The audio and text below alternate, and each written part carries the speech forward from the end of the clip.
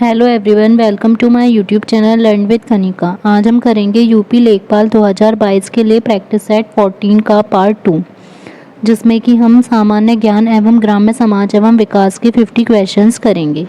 इसमें हम youth competition times के लेखपाल के प्रैक्टिस सेट की सीरीज़ कर रहे हैं, जिसमें टोटल 15 सेट्स हैं। आज हमारे 14 सेट कंप्लीट हो जाएंगे, तो अब एक सेट बचेगा लास्ट। एग्ज़ाम डेट आप सभी को पता ही है, 24 जुलाई 2022। इसमें हमें ध्यान रखना है कि 1/4 की नेगेटिव मार्किंग होगी, मींस एक गलत क्वेश्चन के लिए हमारा 1.25 मार्क्स डिडक्ट होंगे। अगर आपको ये वीडियो अच्छी लगे तो इसे लाइक एंड शेयर ज़रूर कीजिएगा। साथ ही अगर आप चैनल पर नए हैं तो चैनल को सब्सक्राइब भी करें। क्वेश्चन 51 है, बृहद सांची स्तूप किस काल से संबंधित है? तो जो सांची स्तूप का निर्माण था वो भी पूछ लिया जाता है, किसने कराया था? तो वो अशोक ने कराया था। तो अशोक ने उसका निर्माण कराया था, सम्राट अशोक ने। तो इसका निर्माण कब हुआ था? 300 BC में हुआ था। और सांची कहाँ पर है? सांची स्तूप मध्य प्रदेश की राजधानी भोपाल में स्थित है। तो ये अशोक कौन से काल से संबंधित थे? मौर्य से। तो यहाँ पर आ जाएगा ऑप्शन डी, मौर्य काल। नेक्स्ट है, आईने अकबरी किसने लिखा? आईने अकबरी ये लिखा था अबुल फजल ने, और ये अबुल फजल के द्वारा रचित अकबरनामा का ही एक भाग है आईने अकबरी। अबुल फजल अकबर बादशाह अकबर के दरबार में रहते थे और उनके 9 रत्नों में से भी एक थे। नेक्स्ट है, रविंद्रनाथ टैगोर ने किस नरसंहार के विरोध में नाइटहुड की उपाधि लौटा दी? तो ये कौन सा जो विद्रोह हुआ था जिसके विरोध में उन्होंने नाइटहुड की उपाधि लौटा दी थी? तो ये उन्होंने लौटाई थी जलियांवाला बाग नरसंहार जब हुआ था, तब उन्होंने अपनी नाइटहुड की उपाधि लौटा दी थी। नेक्स्ट है, अंग्रेजों के विरुद्ध खान अब्दुल गफ्फार खां द्वारा प्रारंभ किए गए आंदोलन का क्या नाम था? तो ये था लाल कुर्ती आंदोलन, ऑप्शन ए। नेक्स्ट है, घूमर लोक नृत्य कौन से स्टेट का है? तो घूमर हमने सुना हुआ है, घूमर लोक नृत्य कहाँ का है? राजस्थान का, जिसमें केवल स्त्रियां ही भाग लेती हैं। लहंगा पहनती हैं, उसमें वो डांस करने के लिए मेन जो है वो लहंगा होता है और स्त्रियों का ही ये डांस होता है, राजस्थान का। नेक्स्ट है, भारत का विश्व में क्षेत्रफल के आधार पर कौन सा स्थान है? तो अगर क्षेत्रफल के आधार पर देखा जाएगा तो आ जाएगा 7वां स्थान। तो क्षेत्रफल के आधार पर जो कौन कौन से देश होते हैं, सबसे पहले जो 6 बड़े हैं तो उसकी हमने शॉर्ट ट्रिक भी की गई है, वो भी आप आई बटन पर क्लिक करके देख सकते हैं कि हम कैसे लर्न रख सकते हैं। सबसे फर्स्ट पे आएगा रूस, फिर कनाडा, चीन, अमेरिका, ब्राज़ील तथा ऑस्ट्रेलिया, फिर हो जाएगा हमारा इंडिया। नेक्स्ट है, निम्नांकित में से किस क्रांति ने तिलहनों के उत्पादन में वृद्धि उत्पन्न की? तो तिलहन के लिए जो मेन थी वो थी तिलहन है, तो इसका हो जाएगा पीली क्रांति, येलो रिवॉल्यूशन। श्वेत क्रांति होती है दुग्ध से संबंधित, हरित क्रांति होती है अनाज से संबंधित, और पीली क्रांति हो जाएगी तिलहन से संबंधित। नेक्स्ट है, कौन सा जलकाय अंडमान द्वीपों को निकोबार द्वीपों से अलग करता है? तो ये करता है 10 degree channel, option D. Next है, डैन्यूब नदी का उद्गम किस देश में है? डैन्यूब नदी का उद्गम है जर्मनी देश में। यह नदी जर्मनी देश में ब्लैक फॉरेस्ट के पहाड़ों में स्थित 2 कस्बे के पास से शुरू होती है। नेक्स्ट है, निम्नलिखित देशों में से किस एक के देशों में से भूमध्य रेखा गुजरती है? तो भूमध्य रेखा किन किन से गुजरती है ये बताना है। तो कोलंबिया, केन्या और इंडोनेशिया। नेक्स्ट है, डैश झील भारत की सबसे बड़ी खारे पानी की झील है और ये भारत की सबसे बड़ी झील भी है। तो ये है चिल्का झील, जो कि उड़ीसा में स्थित है। ये भारत की सबसे बड़ी तथा विश्व की दूसरी सबसे बड़ी समुद्री झील है। नेक्स्ट है, भारत का राष्ट्र चिन्ह कहाँ से लिया गया है? भारत का राष्ट्र चिन्ह लिया गया है सारनाथ स्थित अशोक स्तंभ से। और भारत सरकार ने ये कब स्वीकार किया था? 26 जनवरी 1950 को अशोक चिन्ह को राजकीय चिन्ह स्वीकार किया गया था। नेक्स्ट है, स्वतंत्र भारत में उत्तर प्रदेश के प्रथम विधानसभा अध्यक्ष कौन थे?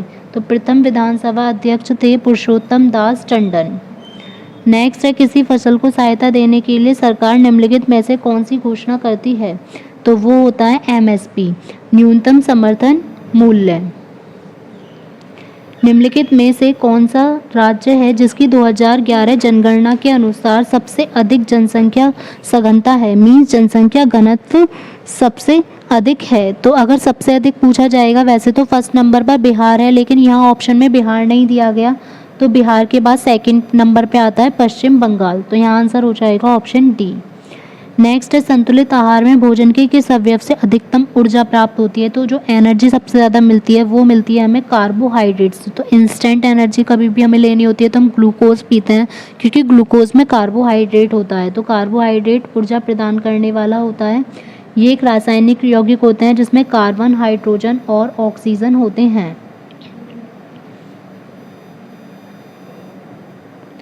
नेक्स्ट है, सीकम डैश पाचन के काम आता है। सीकम छोटी आंत का भाग होता है जिसमें जो सेलुलोज के पाचन के काम आता है।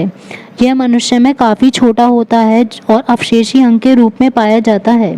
नेक्स्ट है, विटामिन ई से संबंधित कौन सा रासायनिक पदार्थ है? तो विटामिन ई से संबंधित हो जाएगा टोकोफेरोल। ये विटामिन ई का रासायनिक नाम है टोकोफेरोल। इसे बांझरोधी विटामिन भी कहा जाता है। इसकी कमी से जनन क्षमता में कमी आ जाती है। नेक्स्ट है, कृषि क्षेत्र से उत्पन्न होने वाले मीथेन गैस के अतिरिक्त एक मुख्य ग्रीन हाउस गैस GHG क्या है? तो ग्रीन हाउस गैस इनमें से कौन सी होगी? तो ये हो जाएगी नाइट्रस ऑक्साइड N2O। मीथेन और नाइट्रस ऑक्साइड, मीथेन इसमें ऑप्शन में दिया नहीं हुआ, CH4 मीथेन और नाइट्रस ऑक्साइड ये दोनों ग्रीन हाउस गैसें होती हैं। नेक्स्ट है, एक अंतर्राष्ट्रीय आंदोलन जिसका उद्देश्य पर्यावरण की समस्या से संबंध होकर विश्व को बचाना है, वह कौन सा है? तो यह होता है ग्रीन पीस। ग्रीन पीस पर्यावरण संरक्षण से संबंधित एक इंटरनेशनल आंदोलन है, अंतर्राष्ट्रीय आंदोलन है, जिसका मेन उद्देश्य होता है पर्यावरण की समस्या से संबंध होकर विश्व को बचाना।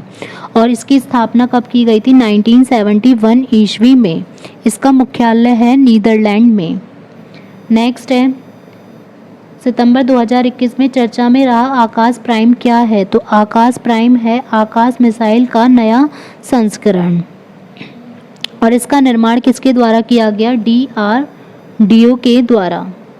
नेक्स्ट है, राष्ट्रीय जैविक तनाव सहिष्णुता संस्थान, National Institute of Biotic Stress Tolerance, ये कहाँ पर स्थित है? यह भारतीय कृषि अनुसंधान परिषद ICAR के अंतर्गत एक डीम्ड यूनिवर्सिटी है जो कि रायपुर छत्तीसगढ़ में स्थित है। नेक्स्ट है, सितंबर 2021 में किसने वीडियो कॉन्फ्रेंसिंग के माध्यम से आयुष्मान भारत डिजिटल मिशन की शुरुआत की? तो ये की थी प्रधानमंत्री नरेंद्र मोदी जी ने। 24 से 28 सितंबर 2021 के बीच में पहला हिमालयन फिल्म महोत्सव कहाँ पर आयोजित किया गया? तो ये आयोजित किया गया लेह में। इसी फिल्म महोत्सव के स्थल पर 5 दिनों के फूड फेस्टिवल का भी आयोजन किया गया था। नेक्स्ट है, कानून और न्याय मंत्रालय के अंतर्गत न्याय विभाग ने टेली लॉ के तहत बड़े पैमाने पर पंजीकरण को प्रोत्साहित करने के लिए किस अभियान को शुरू किया? तो ये किया गया है एक पहल के नाम से एक अभियान शुरू किया गया है। नेक्स्ट है, कूड़े से हरित ऊर्जा निर्माण में कौन कौन से राज्य अग्रणी हैं? तो कूड़े से ग्रीन एनर्जी बनाने में जो अग्रणी आगे हैं वो हैं महाराष्ट्र और पंजाब। इसमें किसानों के घास फूस भूसे आदि से बिजली बनाई जाती है। नेक्स्ट है, कुल खेती क्षेत्र से क्या तात्पर्य है? कुल खेती क्षेत्र से तात्पर्य है वर्ष में शुद्ध खेती किया गया क्षेत्र प्लस वह क्षेत्र जिसमें एक बार से अधिक खेती की गई हो और संभाव्य कृषि क्षेत्र हो। तो आंसर हो जाएगा ऑप्शन सी। नेक्स्ट है, निम्नलिखित में से कौन सा एक वृक्षीय सब्जी है? तो वृक्षीय सब्जी इनमें से हो जाएगी करी पत्ता। करी पत्ता एक वृक्षीय पौधा है जिसको मीठी नीम भी कहा जाता है। इसका इस्तेमाल मसाले के रूप में किया जाता है और डायबिटीज के जो पेशेंट होते हैं उनके लिए करी पत्ता बहुत ही बेनिफिशियल है। नेक्स्ट है, गूटी का प्रयोग आमतौर पर किसके संवर्धन के लिए किया जाता है? तो गूटी का प्रयोग किया जाता है लीची के संवर्धन के लिए। तो आंसर हो जाएगा ऑप्शन ए। नेक्स्ट है, उत्तर प्रदेश के किन जिलों में पटसन की खेती की जाती है? तो पटसन की खेती भारत में सबसे ज़्यादा कपास की जाती है, उसके बाद पटसन की। तो पटसन की खेती की जाती है उत्तर प्रदेश के देवरिया और गोरखपुर में।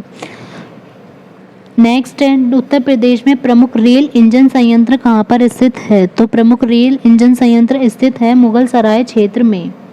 ब्रिटिश शासन के दौरान उत्तर प्रदेश में भूमि पंजीकरण किस अधिकारी द्वारा किया जाता था? तो ये किया जाता था लेखपाल के द्वारा या फिर पटवारी बोल सकते हैं। नेक्स्ट है, एक विश्वा का एक बीघा से क्या अनुपात है? तो एक बीघे में एक बीघा इक्वल्स टू होता है 20 विश्वा। तो यहाँ पर क्या अनुपात हो जाएगा? 1:20 का। तो आंसर होगा ऑप्शन डी, 1/20। भूमि के विक्रय के समय मुद्रांक शुल्क लगाया जाता है। तो मुद्रांक शुल्क या स्टाम्प शुल्क लगाया जाता है भूमि की कीमत के आधार पर। अक्टूबर 1959 में पंचायती राज भारत में प्रथम प्रारंभ किया गया। तो सबसे पहले प्रारंभ किया गया था राजस्थान के ऑप्शन ए नागौर जिले में। निम्नलिखित कथनों पर विचार कीजिए।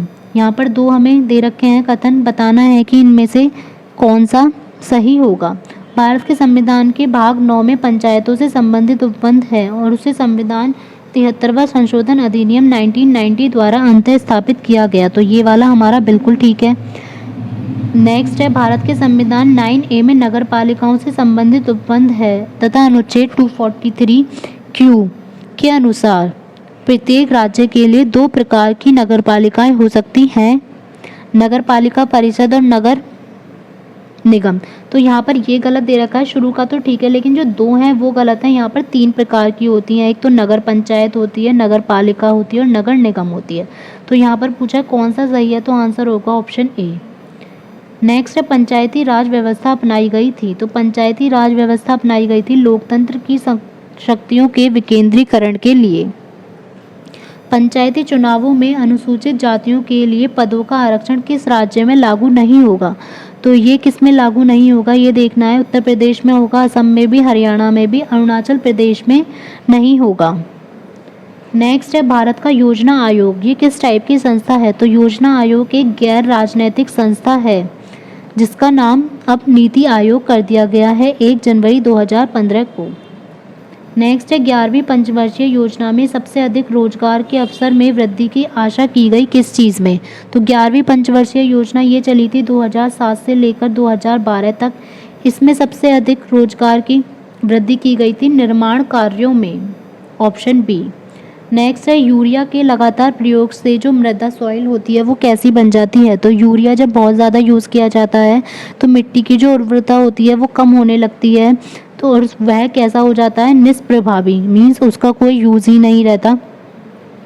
तो आंसर हो जाएगा ऑप्शन ए। नेक्स्ट है, भारत में सीमांत कृषि भूमि जोत का आकार क्या है?